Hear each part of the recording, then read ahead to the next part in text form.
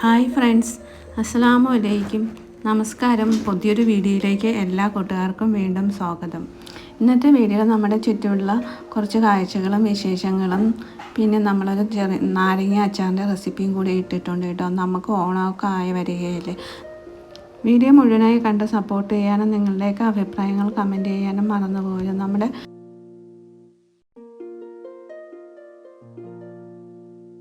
ബോട്ടിൻ്റെ ഷേപ്പിലുള്ളൊരു ചട്ടിയാണ് കേട്ടോ. അതിൽ നമുക്കൊരു മൊട്ട് വന്നിട്ടുണ്ട് കേട്ടോ, സഹസ്രദളത്തിൻ്റെ. കുറച്ച് ദിവസമായി വന്നിട്ട്.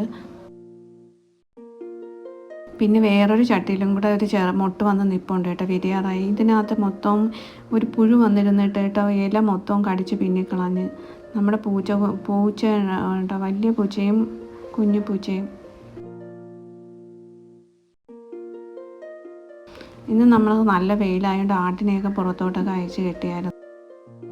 കുറച്ച് ദിവസം കൊണ്ട് അങ്ങ് അയച്ച് കെട്ടൊക്കൊന്നുമില്ല. അല്ലേ, സുഖമില്ലാത്തതുകൊണ്ട് ഇപ്പം അങ്ങനെ വീഡിയോ ഒക്കെ കുറച്ച് എടുക്കണത് കുറവാണ്. കുറച്ച് ദിവസം കൊണ്ട് അങ്ങനെ പുറത്തിറക്കാത്തതുകൊണ്ട് ഇന്ന് ഇറക്കി കിട്ടിയായിരുന്നു കേട്ടോ. ഇപ്പം നമുക്ക് ഭയങ്കര ചൂടാണ് കേട്ടോ. വെളിയിൽ അയച്ച് കെട്ടാനൊക്കെ ഒരു കോഴി മുക്കാൽ പാത്രമായി മുട്ടയിടാറായിരുന്നു കേട്ടോ. പെട്ടെന്നൊരു അസുഖം പോലെ അങ്ങനെ തീറ്റയൊന്നും തിന്നുന്നില്ല.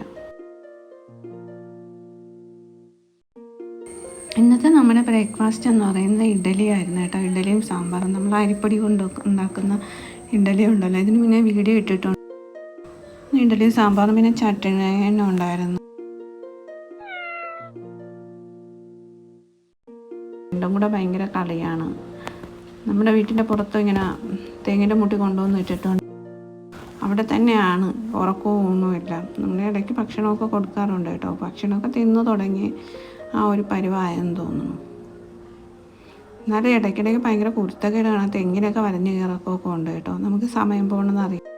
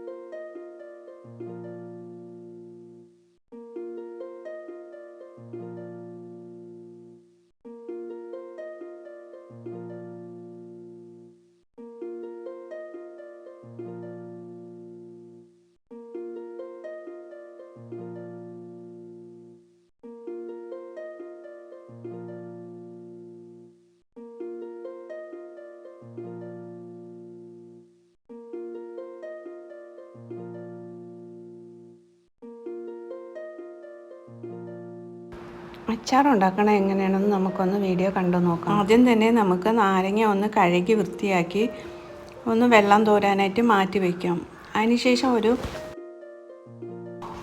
ചട്ടിയിലോട്ട് കുറച്ച് വെള്ളം തിളപ്പിച്ചതിന് ശേഷം ഭയങ്കരമായിട്ട് വെട്ടി തിളയ്ക്കേണ്ട കേട്ടോ. എന്നിട്ട് നമ്മൾ കഴുകി വൃത്തിയാക്കിയ നാരങ്ങ അതിനകത്തോട്ട് ഒന്ന് ഇട്ടിട്ട് വാട്ടിയെടുക്കാം.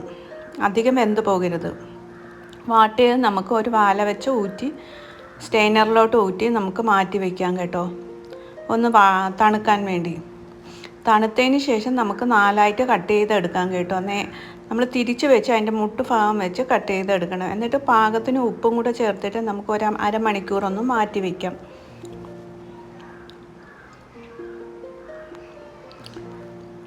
അതിനുശേഷം നമ്മളൊരു ചട്ടി ഒന്ന് മീഡിയം ഫ്ലെയിമിൽ വെച്ചതിന് ശേഷം 1 ടേബിൾ സ്പൂൺ ഉലുവയും 1 ടേബിൾ സ്പൂൺ കടുകും കൂടെ വറുത്തൊന്ന് പൊടിച്ചെടുക്കാം. അതിനുശേഷം ആ ചട്ടിയിൽ തന്നെ നമ്മൾ നല്ലെണ്ണയാണ് ഒഴിച്ചു കൊടുക്കുന്നത് കേട്ടോ. അതിന്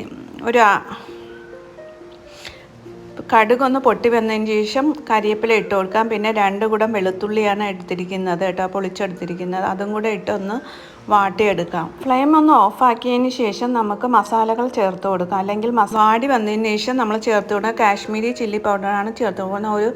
നമുക്ക് എരിവിനനുസരിച്ച് നമുക്ക് ചേർത്ത് കൊടുക്കാം. പിന്നെ 1/4 ടീസ്പൂൺ മഞ്ഞൾപ്പൊടി. എന്നിട്ട് നമുക്ക് നന്നായിട്ടൊന്ന് മിക്സ് ചെയ്ത്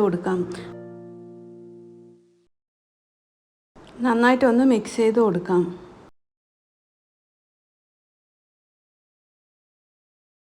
നമ്മൾ പൊടിച്ചു വച്ചിരിക്കുന്ന ഉലുവയും കായവും കൂടെ നമുക്കൊന്ന് ഈ എണ്ണയിലോട്ടൊന്ന് ഇട്ട് കൊടുക്കാം. എന്നിട്ട് ഒന്ന് ഇളക്കി ചേർത്ത് കൊടുക്കാം.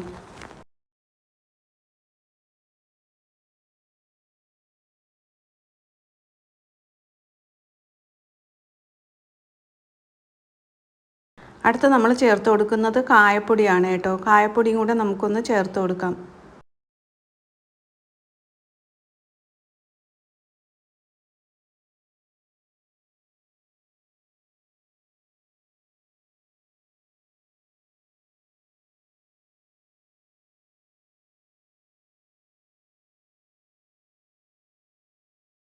എന്നിട്ട് നമ്മൾ നാരങ്ങ ഒന്ന് തട്ടി കൊടുക്കാൻ കേട്ടോ.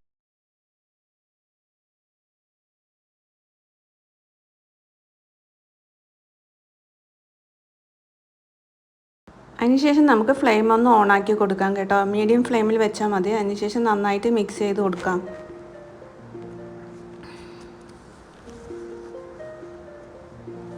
അതിനുശേഷം നമ്മൾ ചേർത്ത് കൊടുക്കുന്നത് ബാക്കിയുള്ള കായപ്പൊടി കുറച്ചിട്ട് ഒരു 2 ടീസ്പൂണോളം കായപ്പൊടി ചേർത്ത്. പിന്നെ നമ്മൾ വിനാഗിരിയാണ് 3 ടേബിൾ സ്പൂൺ ചേർത്ത് കൊടുക്കുന്നത്.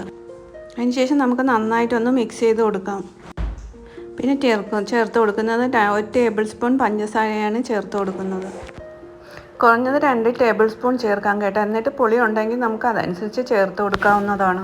ഒന്ന് ചൂടായതിന് ശേഷം നമുക്ക് ഗ്യാസ് ഓഫാക്കി കൊടുക്കാം കേട്ടോ. എന്നിട്ട് നമുക്ക് തണുത്തതിന് ശേഷം നമുക്ക് ഗ്ലാസ് ജാറിലോ എന്തെങ്കിലും സൂക്ഷിക്കാവുന്നതാണ്. നമ്മൾ ഒരു 2 ആഴ്ച കഴിയുമ്പോഴത്തേക്കും നമുക്ക് ഇത് ഉപയോഗിക്കാവുന്നതാണ്. 2 ആഴ്ച കഴിയുമ്പോൾ നമ്മുടെ ആ നാരങ്ങ അച്ചാറിൽ എരിവും പുളിയും ഉപ്പും എല്ലാം പിടിച്ച് നല്ല സെറ്റായിട്ടിട്ടുണ്ട് കേട്ടോ. അപ്പോൾ നല്ല ടേസ്റ്റുമാണ്. വീഡിയോ ഇഷ്ടമാണെങ്കിൽ ഒന്ന് ലൈക്ക് ചെയ്യാനും അഭിപ്രായങ്ങൾ കമൻറ്റ് ചെയ്യാനും